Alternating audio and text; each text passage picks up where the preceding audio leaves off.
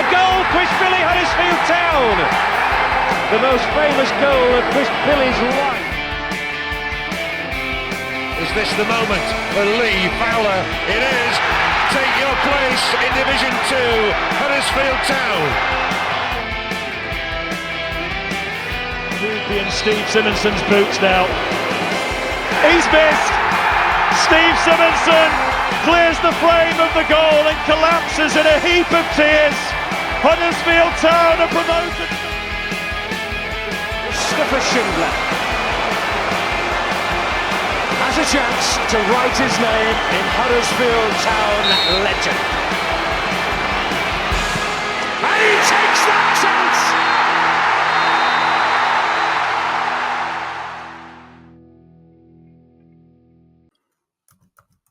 Hello everybody, welcome to episode number 220 of the Andy Takes That Chance podcast, sponsored by nobody. And yeah, pretty much Saturday, nobody, well, we didn't want to come on positive in Killer about it, but we've got to talk about what we witnessed on Saturday, my first game in the flesh in the season, and I think everyone's going to be paying me never to come in the stadium again after Saturday. Joining me tonight to go through the wreckage, really, it's Pod and Evening, mate.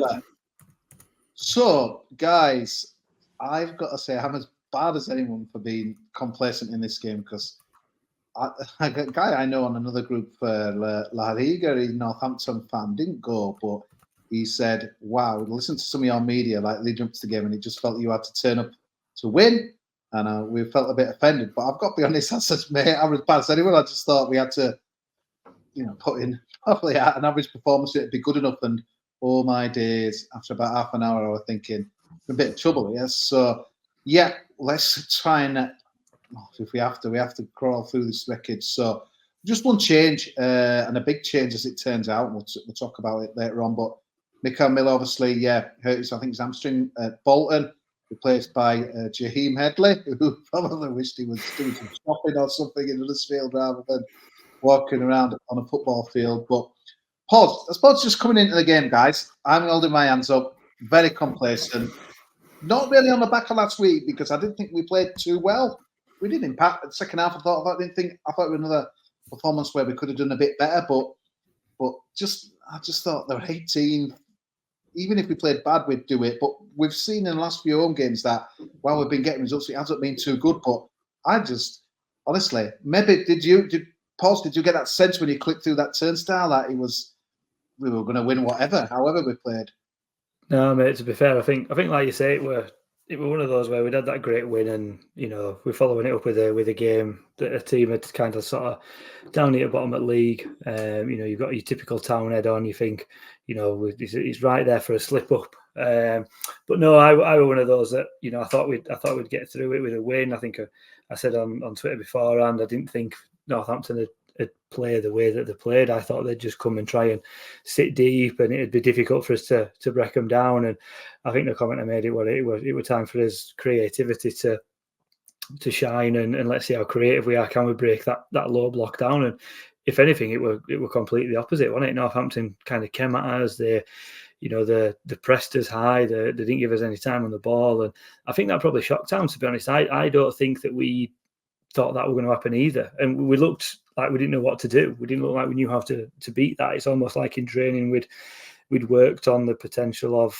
Northampton sitting deep, and that's what we'd worked on, and we didn't really seem to have a plan B. And obviously that first goal, that we gave away came from sort of that overconfidence, which I know we spoke about it last week, didn't we? With me, Killer and Matt were on about teams overplaying from the back, and lower league teams just not being capable of doing it. And you'd think that after what happened at Bolton, it'd be even more fresh in our minds that, look, if you're under pressure, just get it long, just get it away from your goal. Yeah, you might have a few moans and groans in crowd of, we're just kicking it or whatever, but it's certainly a better alternative than passing it back back into your own goal. And I think that set the tone for the rest of the game, didn't it? There wasn't much that went right from us right from that moment onwards. I think before that goal, we'd actually created a couple of chances. We seemed to have the better of the play, and then that goal went in, and it just seemed to sort of delude everybody, and everybody just didn't really know what to do. I think Killer, you mentioned it last week that it'd be interesting to see what happens when we do go behind, because I think that's the first time it's happened this season in a league game. But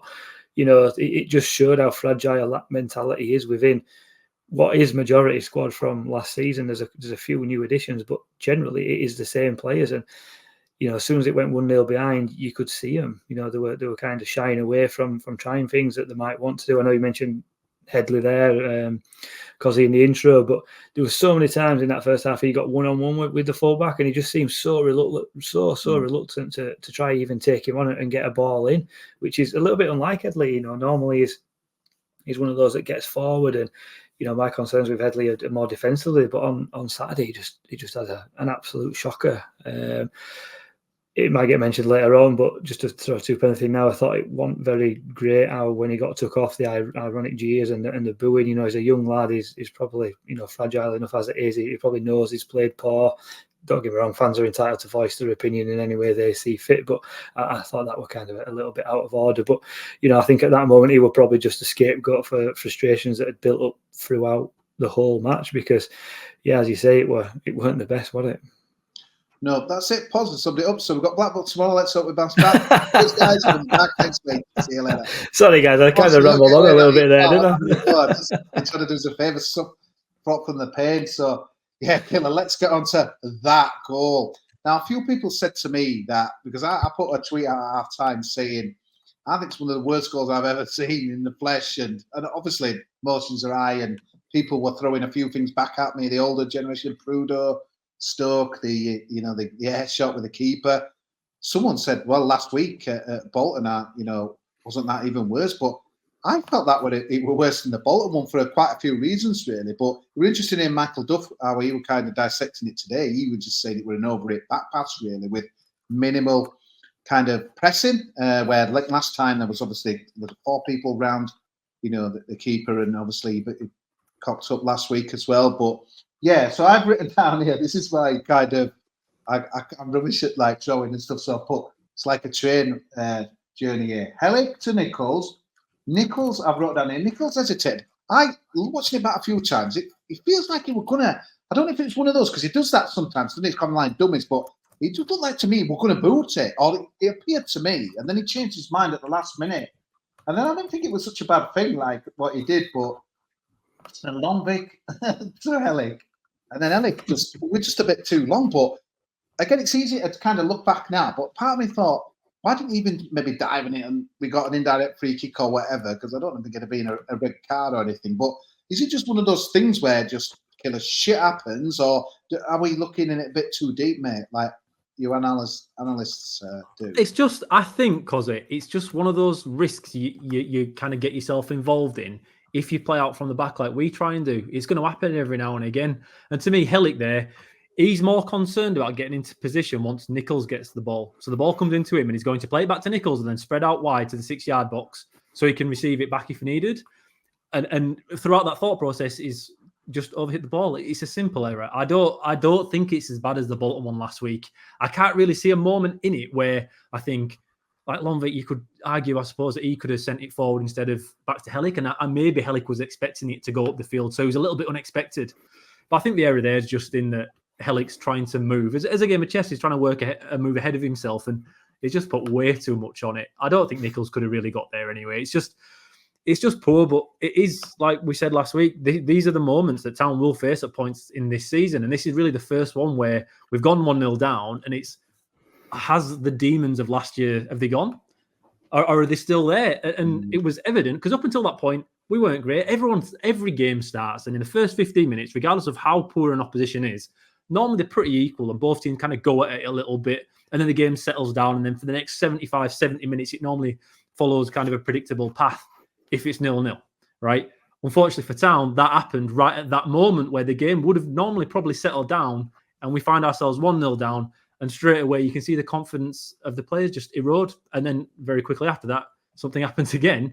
But you can just see, you could see it happen, and I imagine you could feel it happen with the fans as well. We went into that game expecting a professional performance, and from the off, it just felt a bit wrong. It didn't look perfect. A bit like your intro today, Kosi, to be honest. I come in here expecting a very professional introduction, and I expected more, and it wasn't there. And it just reminded me of that a little bit, mate. I didn't even know how to press record. If anyone's listening or watching, that's all. Just for 3 minutes. This big blue button that says record, but I thought Northampton. I thought Northampton's game plan was phenomenal. I thought they played it to an absolute T. They've brought in players that haven't really played. So obviously, Tariq Fosu was unbelievable on the left-hand side. He was the best player on the park. He was incredible. He's taken a year off. He was at Brentford beforehand. He's played at the best level he can, and he's got Ghanaian international caps. He is a player. And behind him, they put Mbete.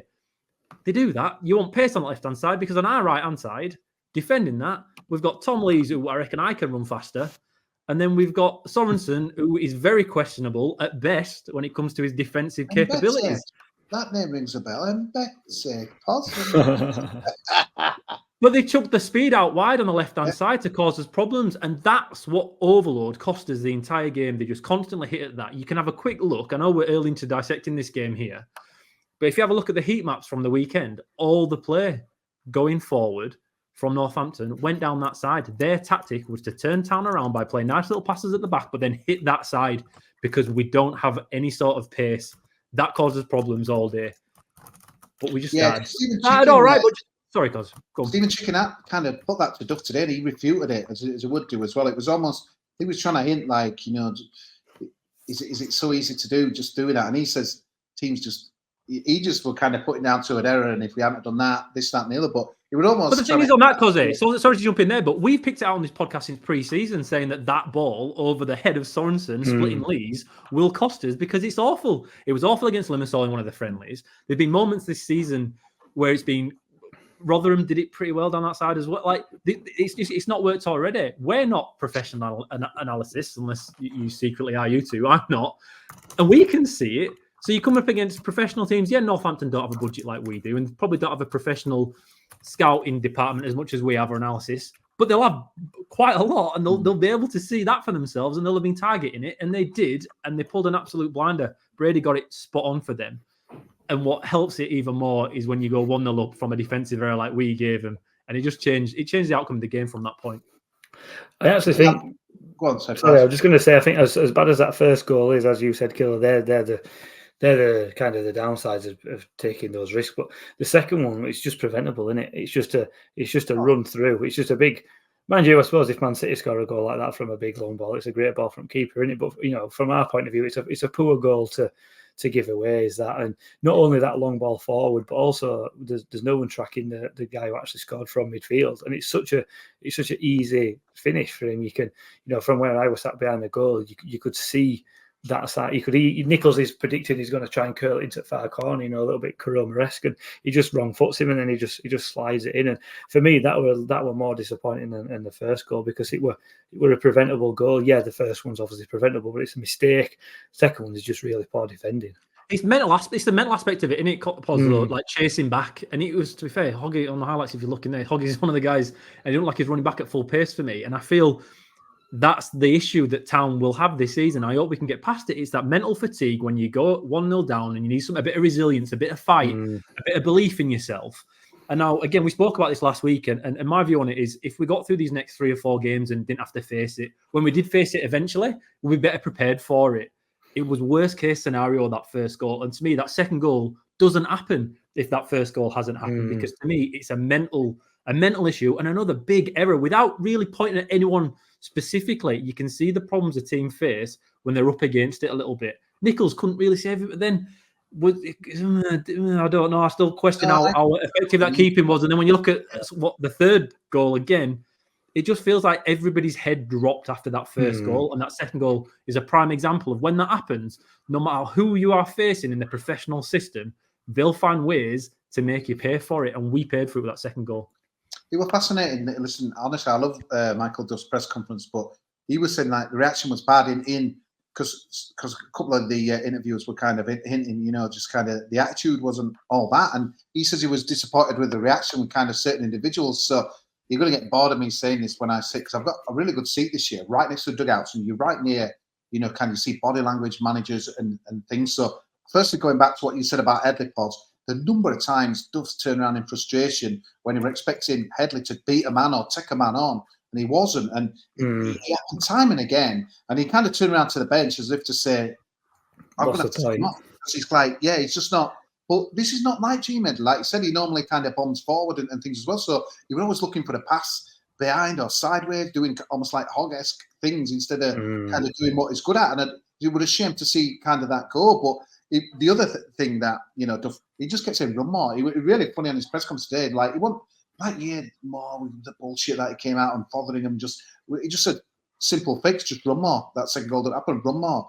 And all he was saying that after the game. And it was quite interesting, was saying sometimes you look back on a game and once you've calmed down and you've analysed it. And so I don't change much what I've changed from Saturday. They just ran harder. They wanted it more. They had a better attitude.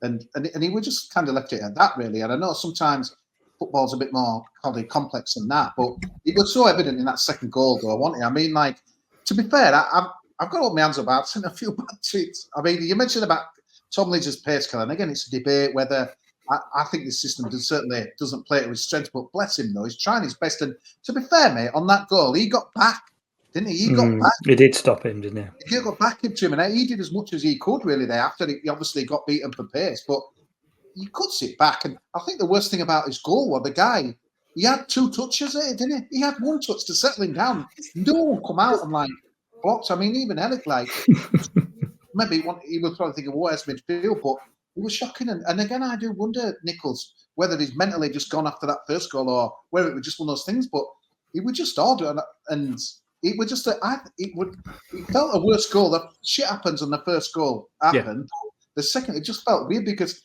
when you're getting people that aren't tracking back, that's poor. And Duff must have been so pissed off with that more than anything else, because obviously he's trying to change a culture, training ethic, people caring for the shirt, giving the 100%, and we just want there to see what it. The thing is, though, Kosi, that second goal should never happen in professional football. We had 3 guys on the halfway line, and the long ball from the keeper has gone so far over. No one can get. There's no one sweeping. There's no one dropping early doors to sweep it up. I can't honestly. I'll look at that goal over and over again, and I don't understand how that first ball from the keeper can go over all our defence's head and he'd be away from it. I don't understand it. It shouldn't happen. That's inexcusable. That first one's an error. And you can say it's just a memory. It's just he's concentrating on the wrong thing. I can accept that. That second goal shouldn't have happened, and that's what killed the game. That's what made the game unsurmountable, really, for Town. And it shouldn't have happened. It's ridiculous. Why is Lee so high anyway? We know he's slow. He shouldn't be in a position where he's 1-on-1 with a striker faster than him. Because if he is, this is the pain that you have to go through. You can't see goals. It was that for me was the most unacceptable part of the entire game. It's funny when you say that, because I wrote down, because it played moved forward a bit after that, but I just think it kind of what you said there about the attitude and the comes from, like, it's all against us today, we can't be asked. So on that, it was a shambles right near my side and that as well. Kind of Evans smashed a horrible ball to Sorensen. It kind of bounced off him, then it went back to us. Then Karoma kind of shocking ball to Hogg, like in no man's land as well. He got intercepted. It ended up kind of Roberts got it back and then he got back to the keeper. But it's almost like them players, it's like, fucking hell, he hasn't gone right for us. Blah, blah, blah. So we just kind of, and then keeper's boots it in. He would a stinking goal with that, wasn't it? And then if you think morale and everyone's heads have gone after the first goal, I think the crowd was shocked with the first goal. They want if that's happened on Darren Moore after 60 feet, but they were kind of like, oh my God, I can't believe that's happened. They were gasped more than anything. But the second goal, I think everyone's saying what was, and maybe the players that are still with us that were there last season, it was like, shit, are we back to this again? Where it's just like mentally we just cave in, and it was bad calls, wasn't it? They never, like you said, I think the mental factor were there as well. And I think one of the biggest things alongside the mental factor is that it's going to be the issues that we're going to probably come up against this season is consistency with our players. If everyone's playing a 7, 8 out of 10, we'll obviously win more than we lose. But you're going to have games where there's players that are 3 and 4s, and dare say even less. And I think on Saturday it was just one of those that we had all pretty much 11 players had a 3 and a 4 performance. I see Stephen Chicken's ratings were, I don't think anybody who started got more than, but certainly more than a 6. So it was just one of those. it was a bad day at the office, and I think the biggest problem was that it came after that great win at Bolton. So everybody, we said last week that win sort of, although it was a great win just to get the 3 points, it kind of settled everybody's nerves down, and that creeping doubt that a lot of fans were kind of vocalising. Are we good enough? Are we prepared enough? Have we got a good enough squad? Actually, after Bolton, we said, maybe we do, and then all of a sudden on Saturday now, questions are being asked of players that, like your Jaheim Headleys, those sort of players, are they good enough to step in when, your first 11 are injured? And it's a big thing for Duff to be able to overcome, because he's not only got to instill confidence in, his 30-man squad or whatever he's got, he's also got to try and instill it in, 18,000 people sat in crowd, because, we're exactly the same. As soon as that, first goal went in, it was, oh, here we go again. Second goal, as you say, absolutely shambolic. And, there were sort of grumbles and boos at half time and stuff. And you just, unless we came out and got the next goal, that there were obviously no way back. And when the third went in, obviously Koroma stuck one in. I know we've not really talked about the second half much, but so just to move it on, we get the penalty.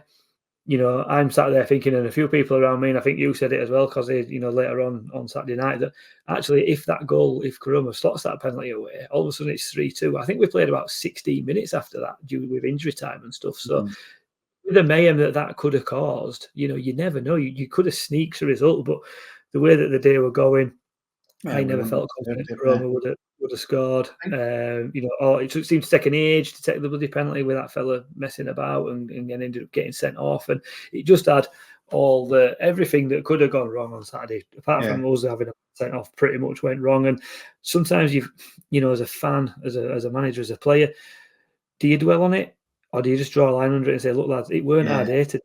I'm so glad we've got a game on Tuesday. I know we're going to kind of do a little bit of preview to that later, but I'm just so happy that we've got that game on Tuesday, because it's a quick one. Can we go and get a result in that, and then just, it will just look like a bad day at the office rather than a cause for concern? I think it would be a manager. When I were at the Schalke game on Friday, the manager, they were 3-0 up and lost 5-3. And I was just looking at the coach when, like, the world were falling around his ears, the fans were going nuts. And you knew we were going to be sacked. You could not come to the team that were playing the second bottom. But I'm just thinking, like, I just maybe that's the human side of me, because everyone else were like pelters. I don't understand German much, but yeah, they wanted him out, and I just thought, wow, it's just a cruel business management. And Michael Duff said that this is the best week's training that they've had. So it must be awful, isn't it, when you must drive away out of Canalside on Friday to train there, and just thinking, wow, that's gone well, and then. You're just thinking there after 60 minutes, you must be stood there thinking, what the? It can be the only job where it's just, there must be others, right? It's just, your planning, your preparation just feels everything's so good. I don't know, in that game on Friday, they're 3-0 up, and the Shaggerman's thinking, yes, here we go, we're turning it around. There's out of a job on a Saturday morning, and it's absolute carnage. I mean, it's half time, some changes, and I have to say, he could have probably changed half the team, really. Jonathan Ogg, we were swapping a few matches. The only thing I'd say about Ogg is I'm still frustrated that we're still playing him every game. Surely we have to move on from him. But I'd have to say that he wasn't as bad as most, I would say, without being spectacular. But just to see his name on the team sheet all the time has made me think, what we were saying, if Ogg's playing every game, which he has so far, then maybe we're doing something wrong. But they're not. We put the changes on. But the one thing the problem is we were a bit short of Weidman and Ladapo. On the why, that's just not for me where he is, and he had minimal impact. But yeah, second half, you're thinking, can we come back into it? And to be honest, it was a bit of a powder puff start to the second half, and then the third goal again. And again, I've apologised to Tom Lees for maybe being too critical. I'm going to apologise to the ref, who I thought were pretty average and poor, to be fair. But I were amongst like the Duff fraternity and half of the crowd that it was a foul on Sorensen. I don't think it was. When I look back on it. And again, I just think it's that mentality where once it's down and, everyone's shouting, grabbing around the ref, Nichols, everyone. And I'm just thinking, lads, you're feeling sorry for yourself here. You're abusing the referee, and the only people who should be abusing is your own defenders for being absolute shy. And but at the referee, but that's the thing. Are we on that, Kosi? For me, is it a free kick or is it not a free kick? That's it's questionable, right? Yeah. But what's not questionable is, again, we've let Northampton get 1-on-1 with the defender. If the defender misses it, it's straight in, right? Sorensen must know there, if he goes down, they're scoring. And instead of grabbing him or doing his best to stay up, he goes down too easy for me. He goes down too easy. And like you say, it's like we're feeling sorry for ourselves. It's like we're asking for a favour a little bit here. It just, again, signifies, I think, the mental aspects of where we are as a team. If we go 1-0 down or 2-0 down and we're facing something, I don't think we've got the capabilities yet to get past it. It were another poor goal. It were awful. I thought Nichols was an absolute joke of an attempt to try and save it. He's let Fosu come so close to him and then had his legs wide open. Nichols seems to be mentally gone after that first goal, mate. It was such an He wasn't the only one, so it's not fair just to point him out because obviously, but it's just that one was so quite obvious that Nichols for us is one of the best keepers most of us have ever seen at Town, and just that third goal to me looked a bit half-assed, and I don't like saying that. It's not nice questioning someone's character. I hate it, but just to me, it's another real error there. Not only on the softness of is it a free kick or not a free kick, but Nichols kind of even when that guy had it against the bar, free header. Sorensen, just before. Sorensen, honestly, just right because we've praised him so much, but honestly, if anyone had a bad date with him, but bad touch. But again, we're mentally, we didn't think it would have corner, and everyone's booting off again. The players, it's like concentrate, do your jobs, and they didn't. That guy, I thought it were almost weird. I was like, what's going on? It would have. Edison, we could have been 3 down before we were 3 down. We were just awful, weren't we? But the thing is, Duff's panicking as well. So you can say what he wants in his press conference today, but we went 4-3-3. At no point in our season so far have I seen us go to a 4-3-3. But that's what we changed to at the end of the game. And we still didn't look better for it. To me, it was where everything. It was a no-brainer, really, wasn't it? But even for Duff to do that's quite a big thing. He doesn't do it. He does it very, very, very rarely. At Cheltenham, it was a little bit different, the system he played. But at Barnsley, it was more or less the same thing. At Swansea, it was more or less the same thing. It was a day where everyone kind of panicked. But to be fair, just to celebrate my back four, we didn't half look better for it when we went down. We didn't really know what to do. We looked suddenly like just the championship of bonfire, though, I just think sometimes when the game's kind of finished like that, you can do out really, can't you? And anything's going to look better. But bringing on Joe Hodge, I thought he played well. He's another small player. But you know what impressed me? He kind of drove forward and he tried to get things going and that as well. And I think I'd probably had Kane on a bit earlier, to be honest, but he didn't. And Kane, again, he was doing stuff that others don't do. But I thought Evans, mate, again, I don't want to back, but it's interesting now watching him. Because it's really interesting when you do that, because he sees people. But Evans, all he was doing was just he's so passionate and he gets so heated about stuff as well. But he was arguing with everyone, blaming everyone when he won't get in the ball. And I get he wants to win, but I'm just thinking, mate, it's like it's going a bit tits up here. You need to show a bit. It's almost like respect for your other players, or is it just? It looks like everyone's doing their own thing, and I'm a bit disappointed with him. But clear that Michael Duff must have seen the same thing for me, and just like he was bagged at half time as well. But you just want to see a few more cooler heads and a few more. Come on, all right, it's not going well, but we've still not got that. But like Duff was saying today, that's going to take time to change. And as football fans, I think we're all impatient. But he's probably going to be maybe because we were so high up in the league and obviously a good result last week. It's almost like I don't think we ever thought we'd cracked it, but maybe we thought we were more advanced than we have been. And this, I think, more than the Rotherham game, to be honest, I thought we were a bit unlucky. And also you can always say the cup or whatever and that as well. But this was a real, wow, maybe we're not as far down the line as we think, and almost like the recovery, the reboot kind of thing. I think one of the things to point out as well is the kind of the reaction to it all. I've seen. I think Tom Lees has done an interview today, hasn't he? I think he was part of the press conference and seen, a couple of clips online where he's trying to almost bring the expectation down of the fan base, because I think when you're within the inner circle, you get to know things like that because they're still mentally fragile. Are we as good as what we think we are? We've dropped down the league, and there's a lot of replies saying. I think Tom Lee's made a quote of, we've got to work to win every game. And there's so many replies saying, come on, we lost to Northampton. It's only Northampton. And we need to not fall into that trap of being one of those fan bases that say stuff like that, because at the end of the day, we are where we are on merit. We got relegated, not due to bad luck or, anything like that. We got relegated because we weren't good enough to stay in Championship. There's no two ways about it. We were poor. We've dropped down a division. We will be seen as a big team simply because we were in Premier League not so long ago. So teams like Northampton and we had the the joke banner behind the goal. We shouldn't be losing to teams like Huddersfield. we can't start saying, we shouldn't start losing teams like Northampton, because we are where we are on merit. And then Northampton came and did an absolute number on us. And if we go into, Stevenage and Shrewsbury, similar comments. I know we won them, but you're like, we've only just scraped through. Actually, we could have lost, those games as well from when you look back. So I think the mentality of the fans needs to sort of relax a little bit. We're all guilty of it. We've won 4-0 at Bolton. We know we're champions and we're going to win league and all that. And, sometimes there's a little bit of a bravado. But actually, you got that feeling on Saturday that people were genuinely really annoyed, not because we were playing badly, but just because the thought we should be just walking through teams like Northampton. It's not going to happen. You mentioned that, Paul, and a really interesting quotes that I picked up. Tom Lees, he says, because I think they were trying to say there were complacency as everyone get carried away with the start. And he said the lads have hardly celebrated winning because the performances have not been that great. And Killer, we've all been saying that this week. So in a way, it was kind of heartening. Obviously, with a great interview with Tom Lees, really good, really honest and that as well. And he was saying stuff like, we're expected to win every week.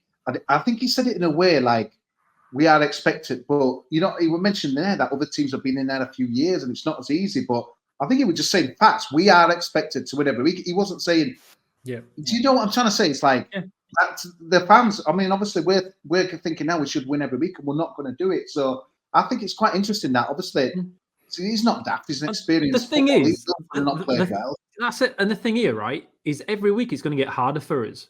Because we play the same style of football every week. Michael Duff's football is this football, right? Shrewsbury did well against us. Stevenage did, but not enough to get anything from the games. But asked us more questions than I think most fans expected. But we won those games. So nobody really remembers them too much or points them out as being a bad part of the season. Northampton have taken what they've done, copied a bit of their blueprint, the high press in the second half from Stevenage, and then added to it a little bit, gone, right, we'll put our fast guys on that side. They've changed their approach based on the blueprint, kind of devised a little bit by both Shrewsbury and Stevenage, and it's worked. The problem we have now, every team we face has seen how Northampton dismantled us on the attack at home. We have to find a new way of going about our business because that's what now we're going to have to face week in and week out. This weekend has made our season harder because teams will see that and see how to beat us. It was a bad day in the office, right? It's not the end of our season. It doesn't mean it's going to go horrifically. What it means is, though, other teams will see that and try and play a bit more that way. So we're going to have to find an answer to the problems I think we created for ourselves this weekend with the player selection. I wouldn't want to be Michael Duff this week because we're going into Blackpool this Tuesday, tomorrow night. And I know we're going to, again, preview that in a little bit. But they're going to play in a very similar way with two strikers up top that like to get beyond the lines and go fast on longer balls. So we're going to face it again tomorrow night. We're going to face a team with Steve Bruce, who knows exactly how to set up teams to win games when they probably shouldn't. And that's what we're up against every single week from now on. I think it's probably a good time to move on to that, actually, Killer. And a question just to Nicky, our hosting job, Kosi, for 2 seconds. A question for you guys, because it's something that I was discussing with a lad at work who's a Town fan. It's one of those games tomorrow, isn't it? As a manager, what do? You've got two options. Do you give a chance to the players who played on Saturday to go out and redeem themselves because, are they owed that opportunity to go put the wrongs right? Or do you say, do you know what, lads, you were all pathetic. There's another 5. Well, they could probably change all 11, really, couldn't you? But, there's another 3 or 4 lads here that have been knocking on the door. I'm going to give them their opportunity because I know as a player, although be a very, very lower end, if I've had a bad game, the first thing I want to do is play again and put that right and prove to my manager and my teammates that actually I'm not a bad player and, I deserve that chance to put it right. But then on the flip side, if it's another poor performance and another loss, all of a sudden, there's even more questions being asked. What do you guys do? I couldn't call it. It's literally. I think it's a really difficult answer because you think like Jay Medley, which we've touched on it a little bit. Obviously, you touched on that reaction. I wasn't happy with that. I got some pelters on my replies. Some were a bit naughty, to be honest. But we're a free country, aren't we? We live in a free country. But yeah, I think it's a brave manager who sticks Jay Medley back in. But then you're thinking Miller's out for at least 2 weeks, unless you change your style and stuff. I don't know. Again, are we going to play square peg in round holes and bring maybe Spencer in to do a job there? But I find it hard to see if Duff plays Headley tomorrow. I think it's a huge call. I just can't see that. Can you, Killer? I can't see him start. I think he's going to have to change something. I think Hodge. I mean, he tried to push him. Did Louis at Ains' press conference and didn't give him it. But I think did Hodge do enough to maybe have a start? And maybe Hodge for Hogwood, could that be something we see? Because again, I feel bad for picking for Hogg, but I just thinking we've got to find a way of moving on without him and that as well. And I like what I saw. Kazumu, I don't think he's fit enough to start, but he's back, he's available and things as well. So there are options, but we've got plenty of options, which is a good thing, because I think we've done this podcast so many times in the last few years where, this bench has been embarrassing. Obviously, that famous bench with Hildred starting, and I can't remember. I think they're like 3 or 4 kids. But I'm skirting around it, Poz. But I think I'd make a few changes. But it's a difficult one, because obviously, remember the game before we lost at Rotherham. But just hearing the sound back sometimes, we were unlucky against Rotherham, and if that the catastrophe doesn't happen at the back, but. I think there'll be a couple of changes, but I don't think there is no way we can start Sorensen and Lees at right centre back and right wing back tomorrow. I just can't accept it. That was the issue this weekend, and if we play that again, Blackpool will do the same thing to us again. Lees will start, Killer, because he defended Lees as he wanted to play for any of the 3 goals, and he did. That's what surprises me. So then, could you shift Sorensen to the left and maybe bring Brodie Spencer in on the right if you're trying to get Headley out? I just think if we have Sorensen and Lees. Of the entire that's been the weakness in more than one game this season, and if it doesn't change it, would I be surprised? I suppose not, right? Because he brought in Evans and Wiles against Bolton away when we thought that was done and dusted. However, I still don't think that works against any other team than a team that want to dictate possession and play out from the back. When we play really high upfield, Evans and Wiles probably can work, and it has done a couple of times between Peterborough and Bolton. But against teams that kind of don't do that and put us on the back foot every now and again, they don't seem to work. So I'll bring Hodge in for Evans to me. And just as a quick aside, I have no idea how Ben Wiles, who scores 3 goals this season, gets far more shit than Anthony Evans does. Because Evans, compared to Wiles this season, has offered no more with less product. And I think I think it's a bit of a hangover from last season's performance. Yeah, I was just going to say, I think that's probably due to last season more. But he's been the better of the two. It's a very fair point, mate. Yeah, it's a bit naughty, but sorry, they did an happy birthday tweet to Evans today.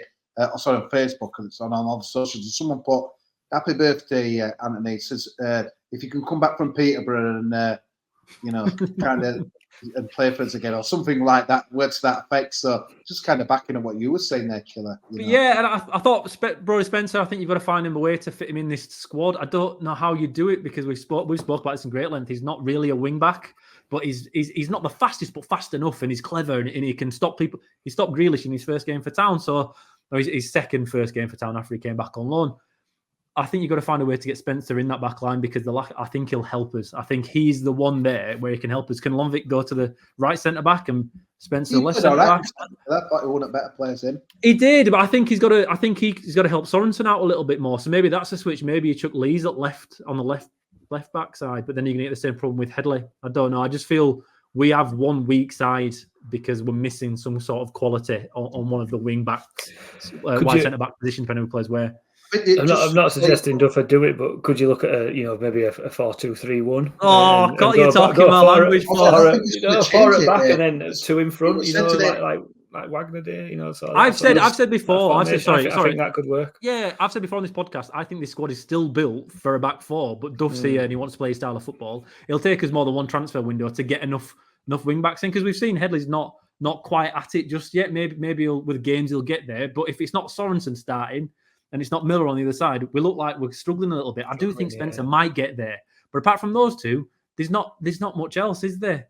What changed from that 3-5-2? Steve Chicken asked him today, and he didn't snap at him, but he were pretty stared him out as if to say, "No, it's like that's not the problem. It's like risk and reward and stuff." So I come away from that interview today thinking, this is a man who's just gonna, we haven't got a plan B kind of thing. He's just gonna have to do it a bit better than that as well. This is how we are, take it or leave it. But I'm just thinking, if we keep getting many more Northamptons, then he's going to have to do something. But it's a bit, it's that old conundrum, isn't it, for a manager? Do you have a system and then bring in players for the system, or do you have the players and then pick a system? And I think at the minute we're kind of in that no man's land in between, because we've got some players that can do a 3-5-2 really well and some players that can't. And I think it's that fine balancing act of, right, this is my squad. If I have everybody fit, 3-5-2, probably works.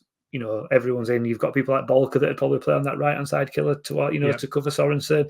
And then, Spencer on the left to cover whoever's playing left wing back. So you've talked about that ball over the top.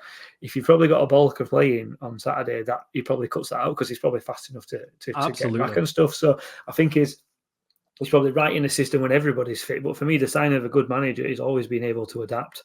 What can you do in game? What can you do before a game? When you've got your players, this is who we're playing. What have they got? And it's not always, for me, just about playing the exact same system for every single match and just hoping that it works. You've got to be clever. You've got to be able to mix it up. You've got to be able to play 10, 15 minutes and think, do you know what? This ain't working, so I'm going to do this. I'm going to change it. I'm going to bring him off because, and hold your hands up afterwards and say, look, I didn't bring him off because he was playing rubbish. I brought him off because I got system wrong and I'm a good manager and I saw that and I changed it. Mourinho used to do it, didn't he? 20, 30 minutes in, he'd make 3 subs if it wasn't working. And it used to work, it used to change the game. And I think Duff's probably stuck in that hybrid role of this is how I want to do it. I've not really got the players to do it, but I'm kind of reluctant to do what else. And it's one of those kind of like almost catch-22 situations for him at the moment. And he's stoic, isn't he? He's stoic on it though, because like you say, he played Wiles and Evans against Bolton when no one expected him to do it. He stuck with his gun, so he does. But this is what I mean about him going to that back four against Northampton in the second half.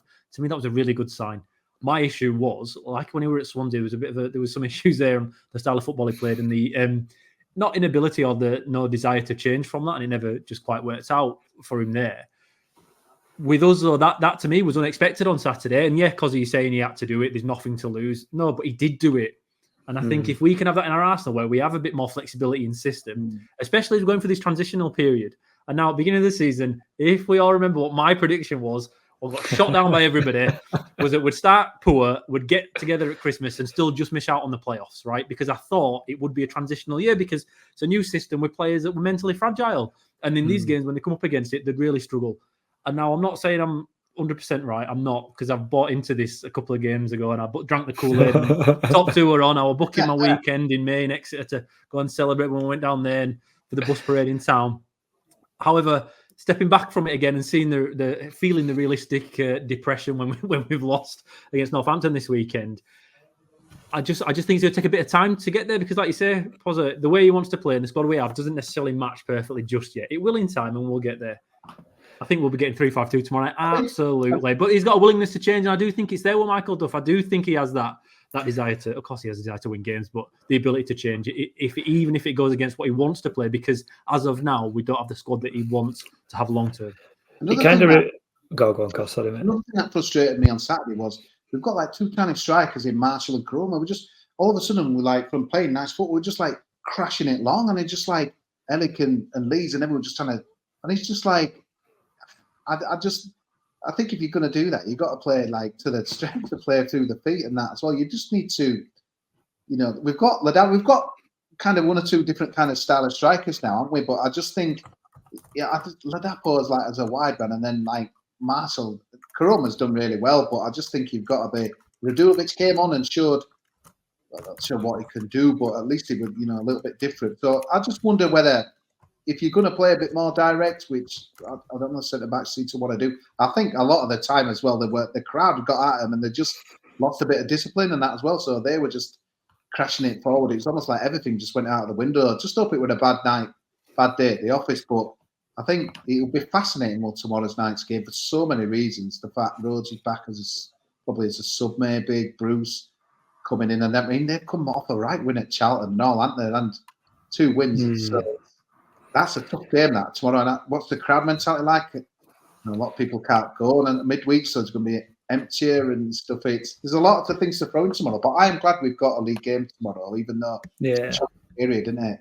But Leeds said, I think, just kind of moving it on a little bit, Poz, that Leeds said that the patch, we've got a patch now that will really show where we're really at. That's to quote him. So I think it's fascinating. He says that, and obviously Bolton. I think the weird thing is, if Bolton had beaten us and we'd have beaten Northampton, I don't know if they'd have beaten this or what, but we've still got 3 points out of the 2 games. But obviously Blackpool, Reading, who I know they're a bit, but it's interesting. I think we can go there and maybe win. But Birmingham and Barnsley, who Neil slagging his own prediction off, but they're above us now in the league all of a sudden. But so yeah, by the time we get international break, I think it's like what you say, Killer. It's like it's really sure where we're going to be at. Not like to put a points on it, but it's almost the mental thing as well. It'd be fascinating to see how we regroup, the fans regroup, that the system, the players. What's he going to do? These next couple of weeks are going to be huge, mate. I think we'll go to the national break thinking, right, shit, we've got a lot of work to do here. Or maybe we're not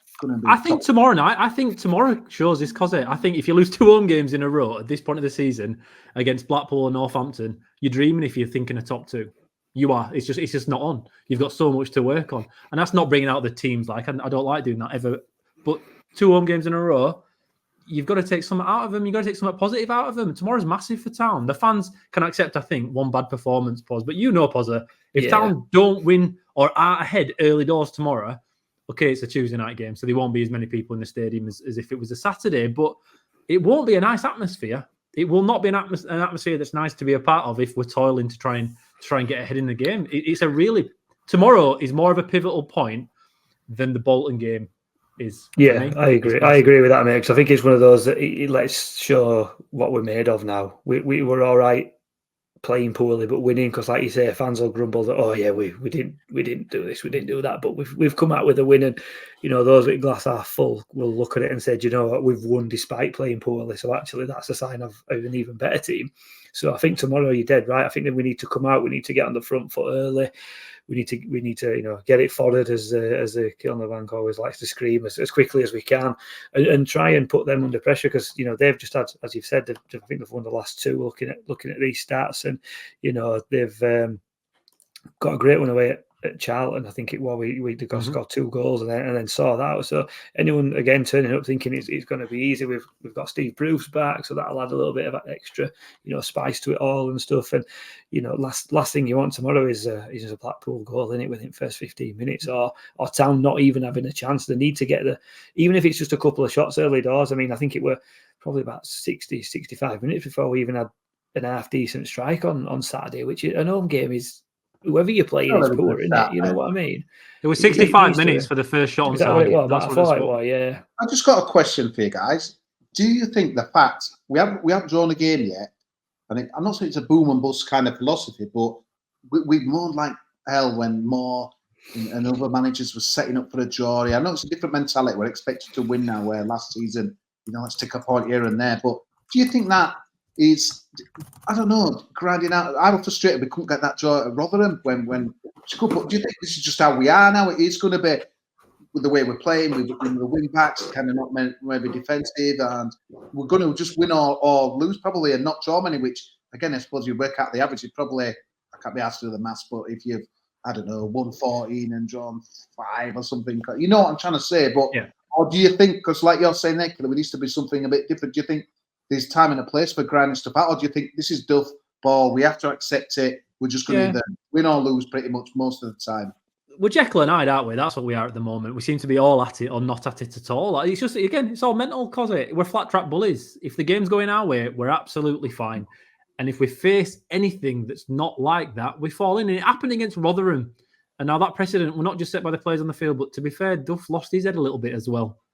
And I wonder if that's playing a part of it, which is maybe unfair to say when we've only lost twice this season in the league. But these next 2 games, because you're going to tell us everything. We're on TV, I think, for the next 5 games in a row. Yeah. So you're going to see them all. Everyone's going to see exactly what's going on between, obviously, Blackpool at home tomorrow, Reading away, which is a 12:30 kickoff, which will be on Sky Sports Plus, then Birmingham away at 7:45 on TV again, then Barnsley at home, and then Barnsley again the trophy, which doesn't really matter, no one really cares about that. But we've got so many tough games coming up here.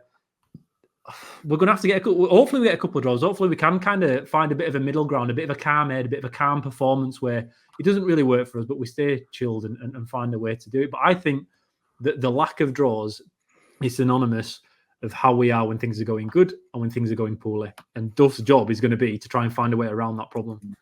It's fascinating. I did that Yorkshire Rivals thing that I love doing on a Thursday, and they were like, that was a statement win at Bolton.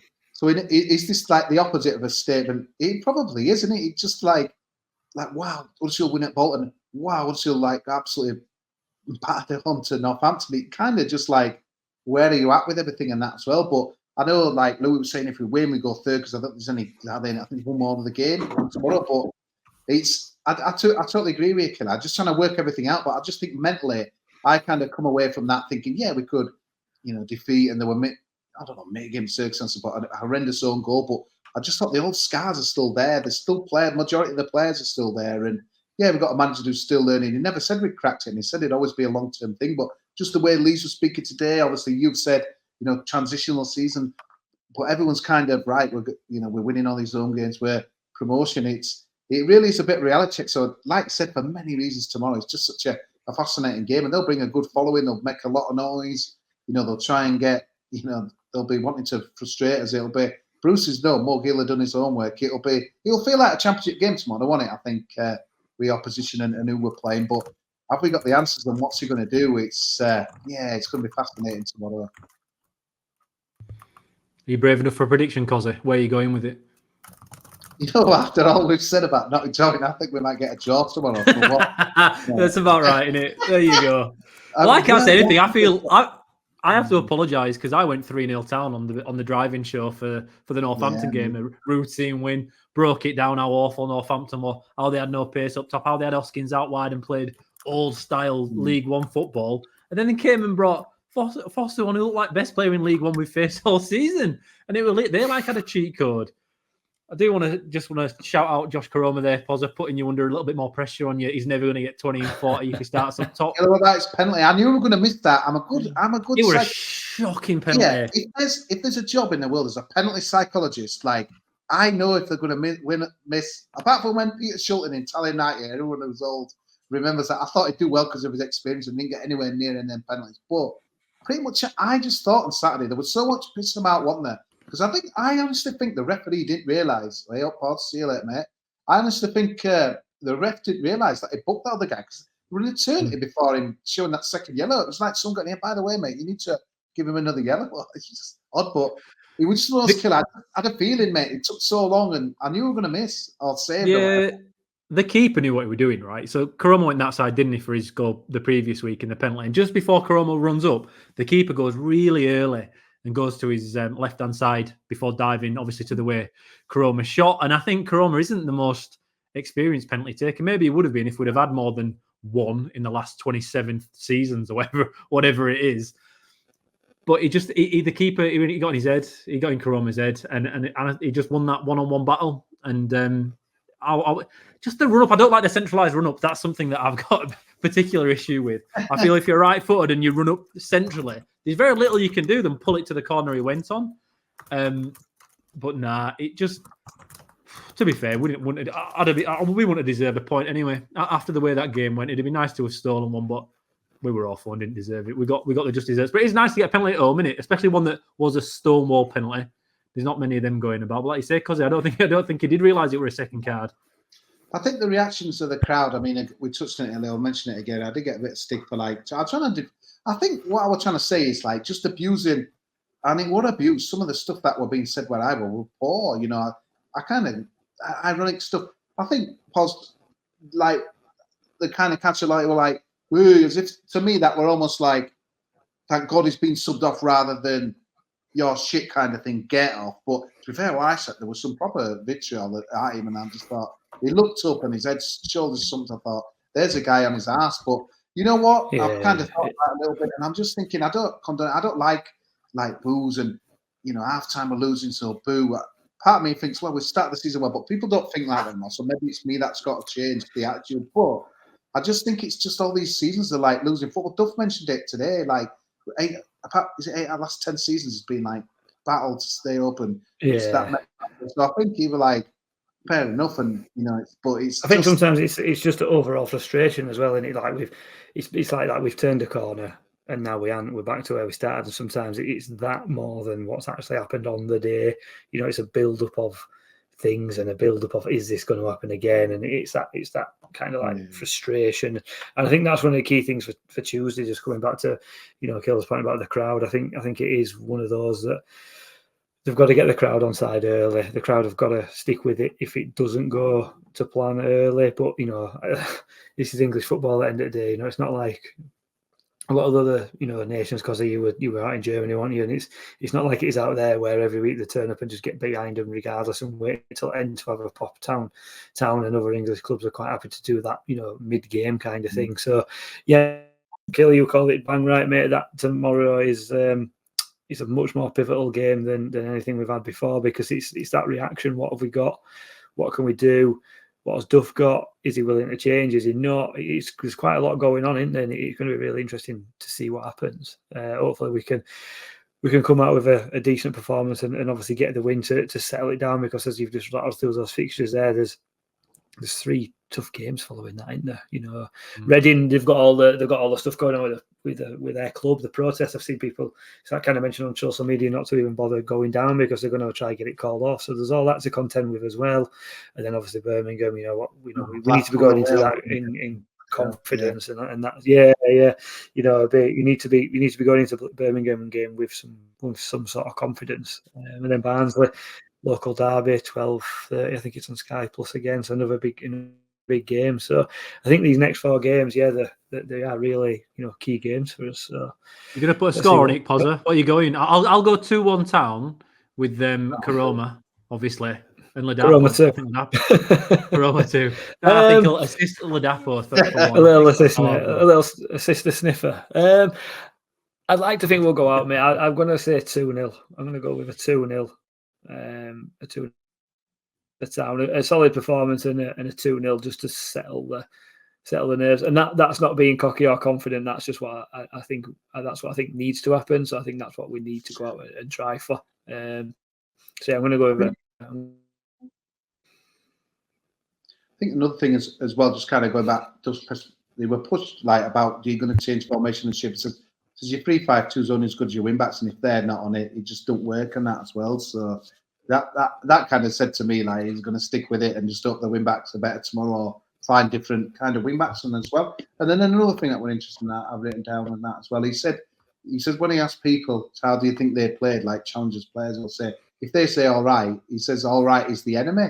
And he explained basically if someone just says that they're all right, or that's kind of complacency, that's just it's not what they want on that as well. So it's kind of interesting in as well. And he did say Yorkshire people, it's kind of a glass half full place is Yorkshire, which I do feel that it is true and that as well. It's just the people I was sat next to on Saturday were incredible, a bit older than me, believe it or not, but they were like, Duff's got to go. And I thought he wanted the guy to take the piss. And me and this other lad looked at each other like, did we really hear that? We were like, so I thought, do I say no or do I challenge him? I said, mate, what do you mean he's got to go? Well, look how they're playing. Says, mate, do you think he's just told an experienced centre-back just to smash an own goal in from all them yards? You're like, no, but it's his team, he's picked the team. It's like, mate, these are grown adults. You're telling me that Michael Duff said, right, guys, we've just won 4-0 at Bolton.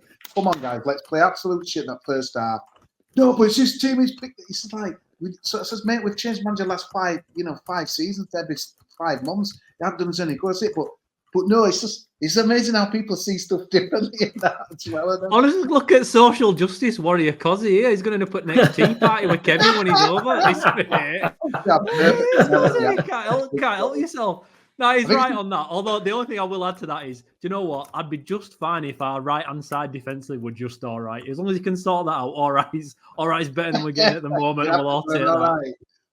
Right. It's never dull being a Town for, but I never thought we cracked it, guys. I don't know if you did, but I never thought this is it where E-I-E-I-O, but it's when you had some of them Northampton songs, Poz, bloody hell. Putting on a show everywhere we go, watching Super Cobblers, putting on a show. It was the what was the one that I put in our chat, didn't I? We are Northampton, who the fuck are you? It's like, hang on a minute.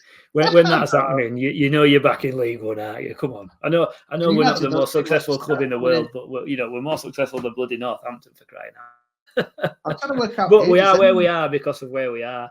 Yeah, so maybe they're enjoying their moment in the sun, beating a former Premier League team, and fair play to them if you have a good day out. Here you go, because here's Pozza flexing that we were once a Premier League club. We might have lost you 3-1, but you know what, boys? We were Premier League 5-6 years ago. Yeah, you'll never sing that. We used to Premier League. You'll never sing that, lads. You enjoy your day out in the sun. Honestly, we're like old times, just walking up Leeds Road, misery, quiet. There were a grey sky. Everyone's walking back to the town centre after, just head down, quiet, stick. But I'm just thinking, guys, it's not Chelsea or Tottenham who've taken us apart. It's not Town, but that's going to be on their podcast. Mate, we love it. What were they League One forever, wasn't it? That's we're back to where we're back to where we are. Yeah, we are where we are because we are where we are. It has to be the They don't know that we know they know. We are where we are because of where we are. It's true, isn't it? We're not here because someone's, we're not here because someone's just put us in there for a laugh. We were crap last year and we deserve to be here. So we need to prove that we're not crap and get back up.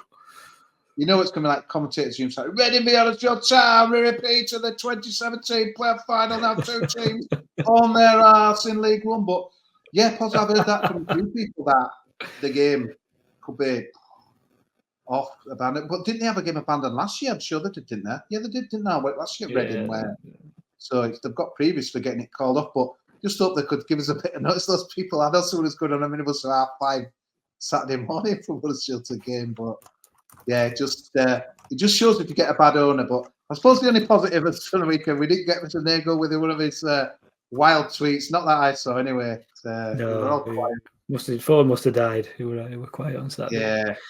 Yeah. Watch out tomorrow if we don't get the result. But yeah, any other business, guys? I ain't got anything written down, to be honest with you. I think it's been a bit quiet, really, hasn't it? Yeah, it's not much happening in the last couple of days, is there? So yeah, hopefully we can get the win tomorrow, and then next Monday we're discussing a couple of victories, or at least one. Yeah, interesting. Well, there's the usual suspects up there like Barnsley. Everyone talking about how poor they've been. I think they've won 3, drawn 1, lost 2, and they're in front of us and stuff. But it's interesting. But yeah, look forward to tomorrow night. Let's hope we can make Blackpool rock tomorrow. But no. Thinking that. But yeah, guys, thanks for joining me. Killer, Pozza, and Matt lurking in the background somewhere as well. We'll be back after the next 2 games, which will be tomorrow in Blackpool, Reading on Saturday. And yeah, thanks for tuning in. Thanks for subscribing. It's goodbye from us. Ciao.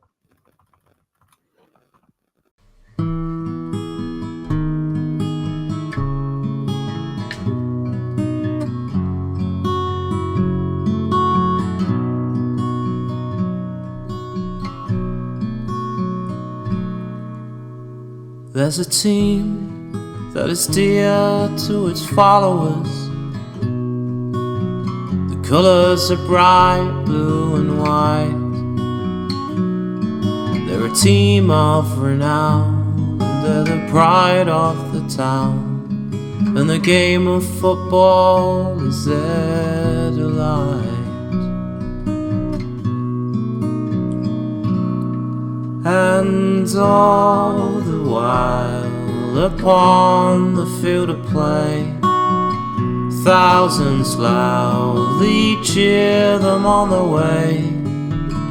Often you can hear them say, who can beat the town today? And then the bells will ring so merrily, and every goal shall be a memory. So town, play up and bring that cup back to Huddersfield. So town, play up and bring the cup back to Huddersfield.